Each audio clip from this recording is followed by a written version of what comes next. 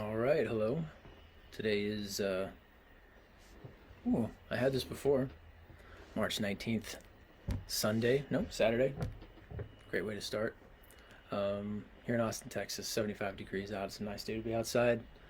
So here I am. I'm going to try to do most of my videos out here. It's just comfortable, good place. Um, jump right into it. One of the things that I wanted to share today was that there's some things that we really can't live without in the days that are coming. It's going to be challenging. That's expected. But one of the things that's going to help us carry through the difficult times is going to be celebration. And that's something that's really been on my mind lately. I'm seeing a lot of people push a lot of fear and a lot of panic, anxiety, everything that's associated with that. And it's not that things aren't going to be difficult, but even the hard times are good times. And they are gracious opportunities for us to learn things, to embrace things, to grow, to become who we are, and to let it come to the surface. And especially for those of you who have been prepared or have been preparing for hard times, don't let anybody stop you from celebrating the good things that are happening, the breakthroughs, the way that you're finding your content, your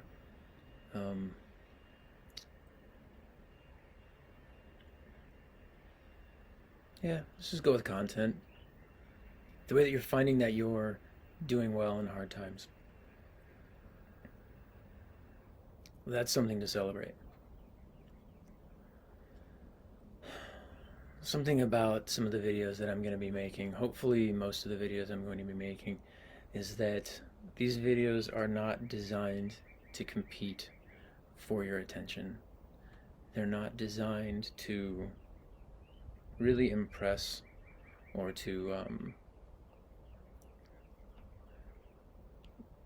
to compete for the attention span of, I would say, the average person who is only looking at flashes and words per minute and high energy and brightness, all those types of things. What I would like these videos to be is, as much as I made fun of the word invitation last time, that's really how I feel this time. I want these videos to be an invitation to you to settle into a space that is a little calmer, a little more meaningful, hopefully, a little more relaxed than the content that's being put out on the internet these days. I watch some people who are really good at just talking nonstop for 15 minutes, for 2 hours, whatever. And they've got a real gift for just thinking and saying and thinking and saying. But what I find is that when I get to the end of that video or that podcast, I don't feel good. I don't feel good. I feel like I had some information thrown at me. I feel like I had a lot of speculation, a lot of opinion, a lot of repeat. And, quality versus quantity, I guess that's what it comes down to. And I'm not saying that the things that I'm going to be sharing are necessarily high quality, but I'm going to try not to make quantity the focus.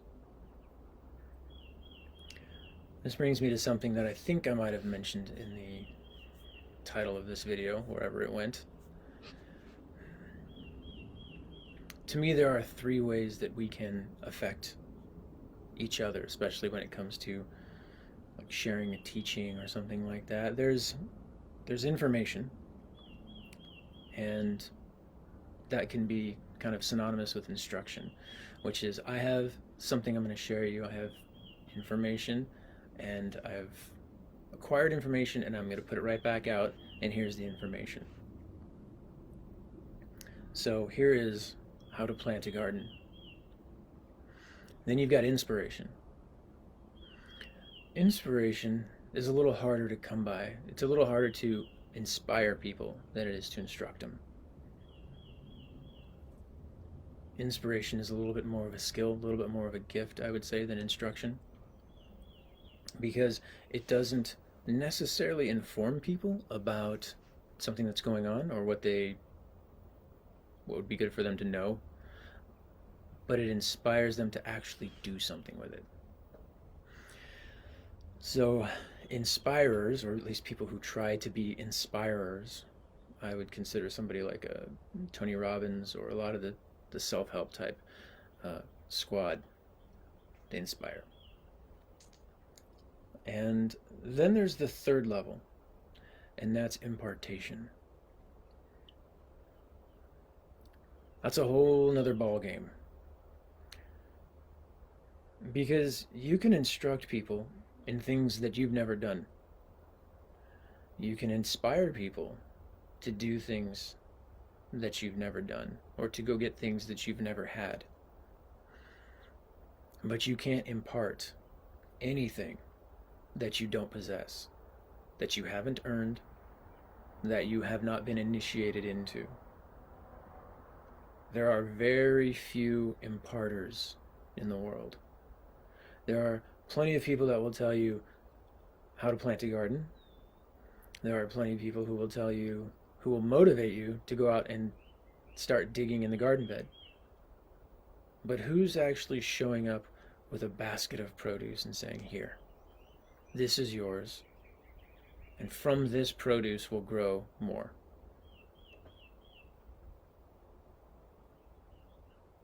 That's not normal. That's not normal, especially when we're talking about things of a spiritual nature or growth nature. Plenty of people want to talk about what we should be doing, and plenty of people want to get paid to motivate us to do what they think we should be doing. But how many people just walk up and give us what we need? I want to be that guy. That's a longer journey, because that means that I actually have to walk the path. That means I have to have the experiences. That means I have to earn it. There is earned knowledge, there's borrowed knowledge, and there's stolen knowledge. At least that's how I see it. There's a lot of borrowed knowledge out there. Repetition, right? That's part of the instruction thing. I learned something. Somebody went and climbed Mount Everest, and they came back down and told me what it was like, and now I'm sharing that with you. That's borrowed knowledge. Stolen knowledge would be, I didn't climb Mount Everest, but I'm going to pretend I did, and I'm going to come back and tell you what it was like. Earned knowledge is the guy that actually went up. You know, the funny thing about the knowledge that I have ever borrowed is that I feel very motivated to share it. And that comes from a place of insecurity, because I want to impress people with my knowledge.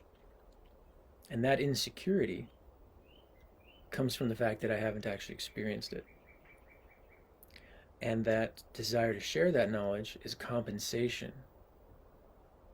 So I'm not an experiencer, so I'm going to become a scholar.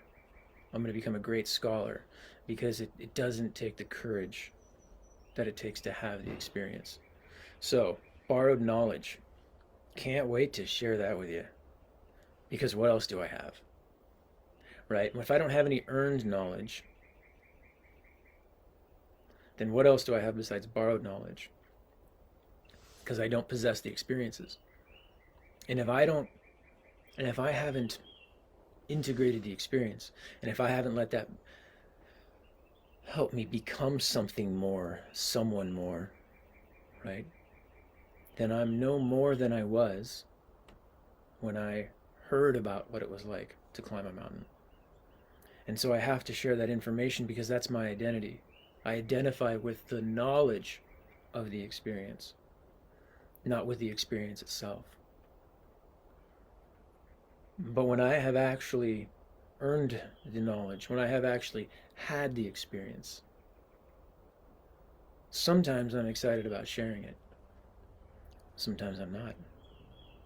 Sometimes I realize that helping other people know what it was like to have this type of experience is not my problem. And it's not my mission. It's not my responsibility to tell people what it was like on top of the mountain, in the middle of the desert, at the bottom of the ocean. At first, it felt like I was meant to bring back messages to people and share them. And so I wrote a bunch of books. and I don't regret that. And I'll keep writing. But more and more these days, it feels like the earned knowledge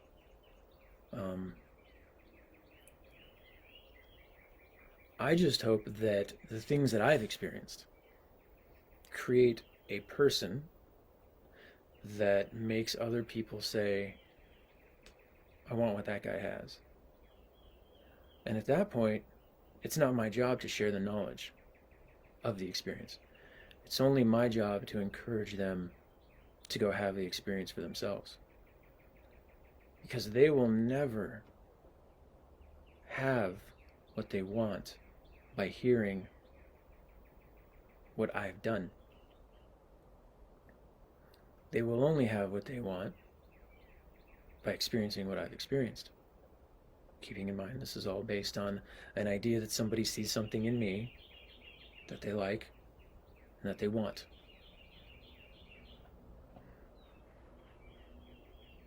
It's not even enough, oftentimes, to have the experiences. There's an integration process that takes place.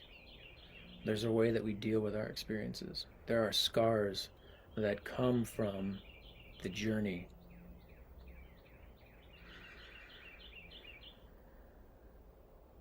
There is sometimes a blackened, sooty nature to the person who has actually lived a life. And they might come back with an extra twitch or, just some rough edges, some singed hair, a little bit blackened. But they've got an element of freedom to them. They've got a gravity to them. They have a depth. And suddenly it doesn't quite really matter what their haircut's like.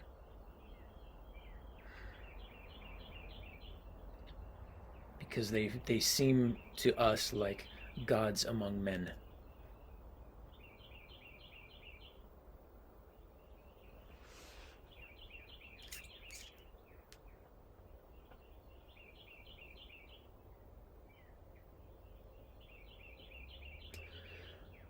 The spirituality that I'm seeing these days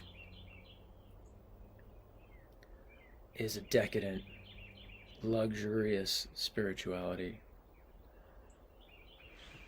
It's based on a lot of borrowed knowledge, a lot of stolen knowledge, and a lot of unproven knowledge. I'm using this word a lot. I don't actually like the word knowledge. I don't like the way that it sounds. I don't like the way that what it reminds me of like brain stuff. So hopefully this doesn't come off like brain stuff. What I'm really talking about is the sharing of experiences. There's a lot of decadent spirituality these days. And it's full of beliefs. Unproven beliefs. Beliefs that have not been through the fire. Beliefs that have not been tested. And we're coming into a time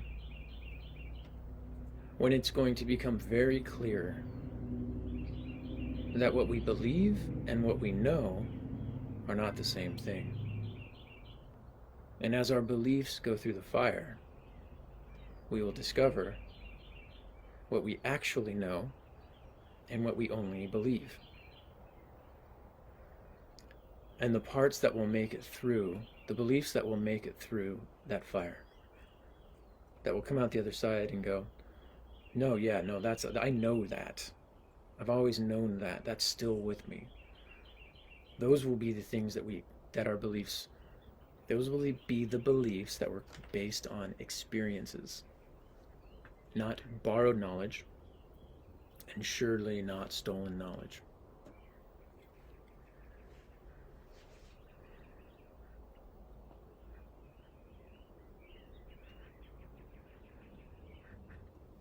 There's something that is kind of tangential to that I kind of want to talk about, and that's the difference between darkness and evil. I decided just to check to make sure my microphone's on. How far into this are we? You know what I'm going to do? I'm going to plug in my earpiece, and I'm just going to listen for a second, and I'm going to make sure that my words are happening. All right. Good. You can hear me. All right.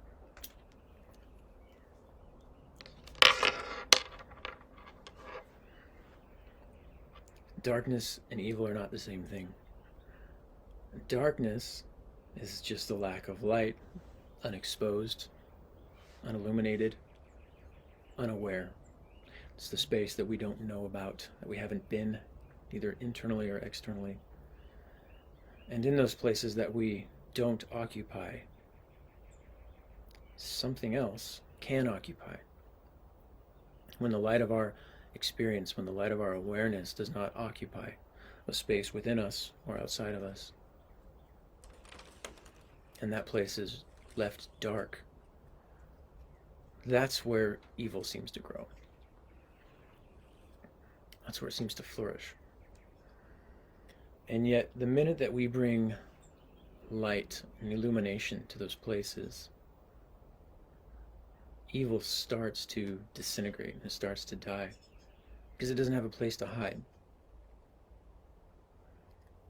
It can't really live in the light. Not for long. And the reason that I want to make this distinction between darkness and evil is that there are going to be a lot of people who are saying that we're coming into dark times. We're not. We're not. The darkest times are behind us.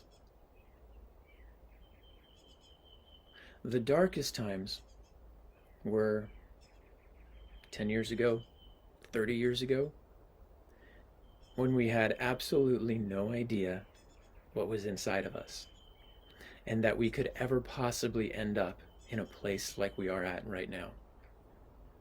That's unawareness. That's darkness.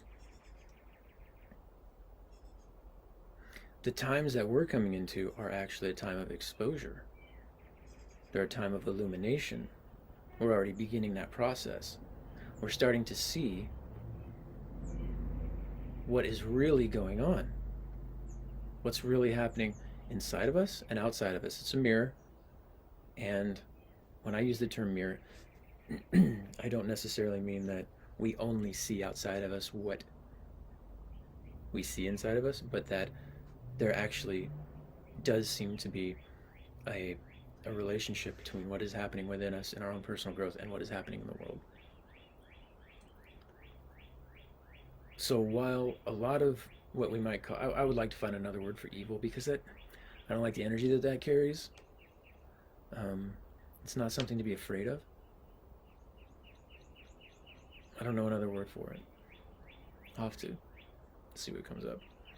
I know a lot of people don't even believe in it, and we'll talk to you people in a minute. You who think good and evil are just two sides of the same coin that need to be equally acknowledged and appreciated. Yeah, we'll get to you. Maybe not in this video though. Maybe in another one. We are not living in the darkest times. The darkest times are behind us. We are living in times where we're becoming illuminated, where it's coming out into the light what's going on, and who's who, and what's going on within us and outside of us. These are gracious days. These are absolutely blessed times to be alive, because there's an accounting that's taking place. There's an audit that's going on. We get to be laid open in the light of divine exposure. And if we're up to the challenge of unconditional love and looking at what is going on in the world, in other people, and in ourselves, and deciding that no matter what we see, we're going to love the people and the person, then exposure is an absolutely amazing time to be alive. Because it's an opportunity to heal and to grow and to become everything that we can be. So, don't be afraid of the exposure that's coming. It's a good thing. And you don't want it to do a half job. We do not want to pass through this time that's coming and get out of it as soon as possible. We don't want to come through this with a half-baked pie. We want the heat and the fire to do its job entirely. We want to come out the other side of this clean, exposed, loved, loving, healed, if healing's in the game. If healing's a part of the journey, then healed. But the opportunity to see, to love what we see, and to not demand it be any different than what it is, that's going to be our ascension in a lot of ways. There are different types of awakenings. And sometimes before we awaken to the truth of who we are, we have to awaken to the truth of who we think we are. And if you're in a dream within a dream, sometimes you have to awaken from that place into the dream. And then from the dream, you awaken into reality. So the awakening process is not necessarily the skipping of steps. It's not necessarily skipping the journey and getting straight to the destination. Sometimes the awakening is an opportunity to first put down the pretense and see what we really feel about ourselves, what we really believe. And that place I would call hell. At least it was for me. I did it, what I would say is very poorly. I did it in a very unskilled way, I guess is a better way to put it.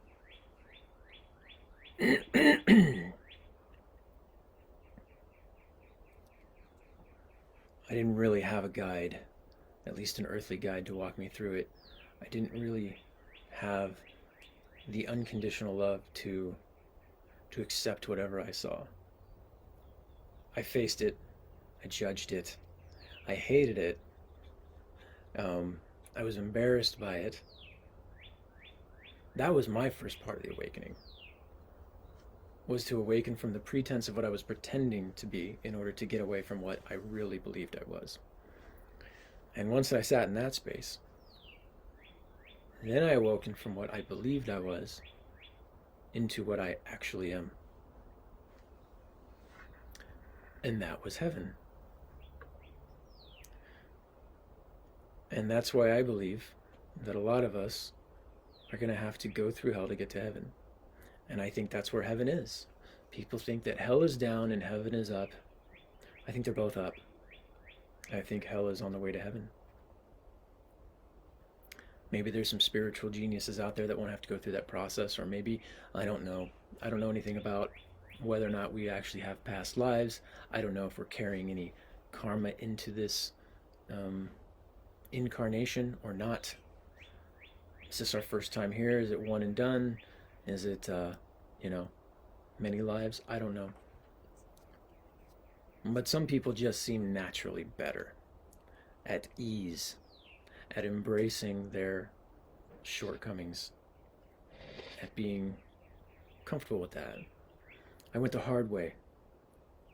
And at the time, I thought that going the hard way was the only way. And it might be. It might be. But I also thought that I was chosen for that journey and for this journey because I was especially adept at it. That for some reason I made the cut. And so I was chosen to go through the fire. And, once I got to the other side, the hottest part, once I got through the hottest part of the fire, what I would say is that I was actually probably taken on that journey to prove that if I can do it, anyone can do it. I am probably the least skilled at the awakening process. I am probably the most resistant.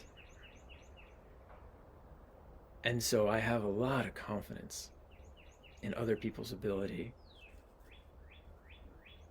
to awaken, to go through the process, to go through the fire, to know who they are. Yeah, if I can do it. Yeah. So if you see me and you think, well, you don't look so awakened and you don't talk so awakened, and I know the things that you say in the car on the freeway to people. I know your road rage. I know your issues. Yeah, I can explain that. A lot of people, they go through the journey from the top down, and they pass through the psychology, the emotional wounds and trauma, and they find themselves settling down into the deep knowledge of who they are in a spiritual sense. It seems that my journey was the opposite. I started on the surface, took an elevator to the bottom. I had my spiritual experiences, what the Zen would call a mind-to-mind transmission. At least I think that's what they would call it.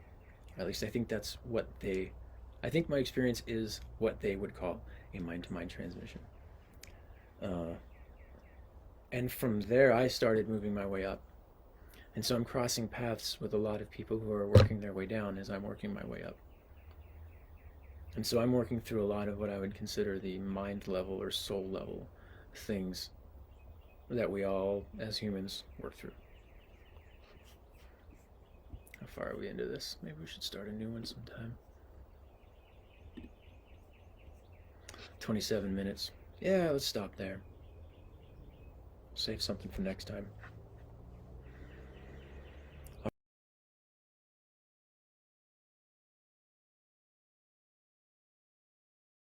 Are able to find people who can impart. I hope that you are willing to go on the journey and have gone on the journey necessary to have the earned knowledge.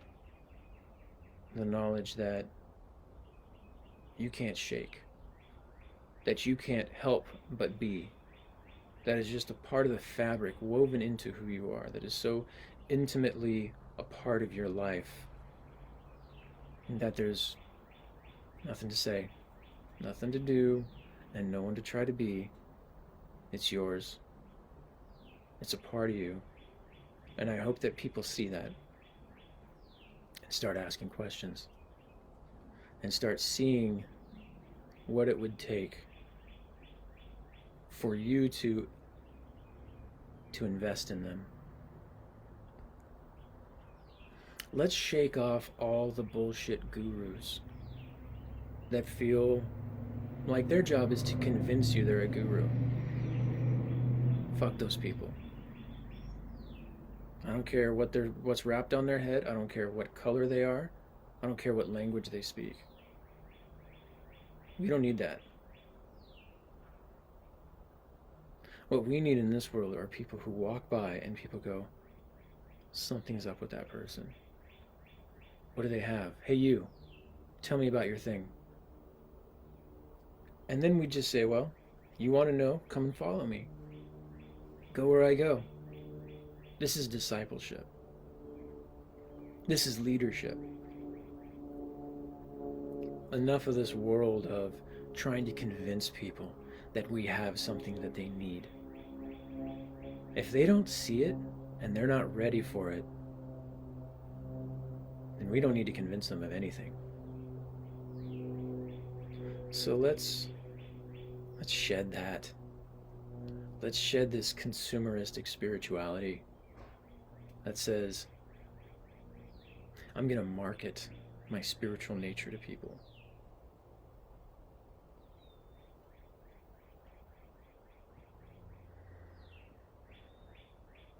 The teachers that I respect the most turned people away.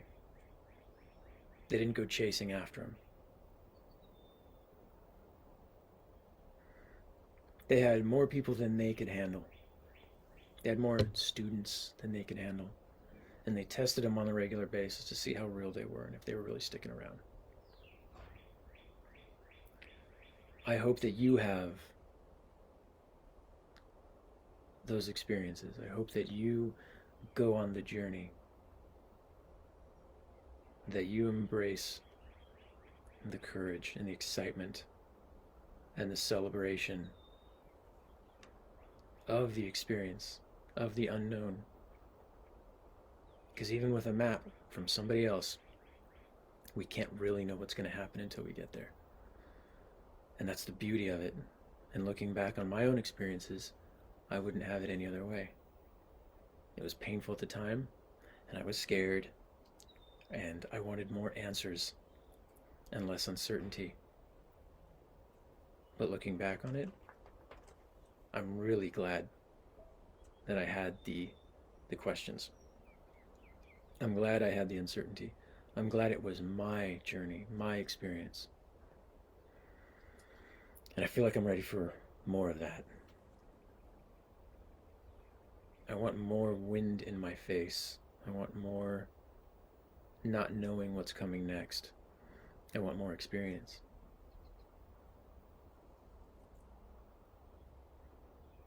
All right, see you next time.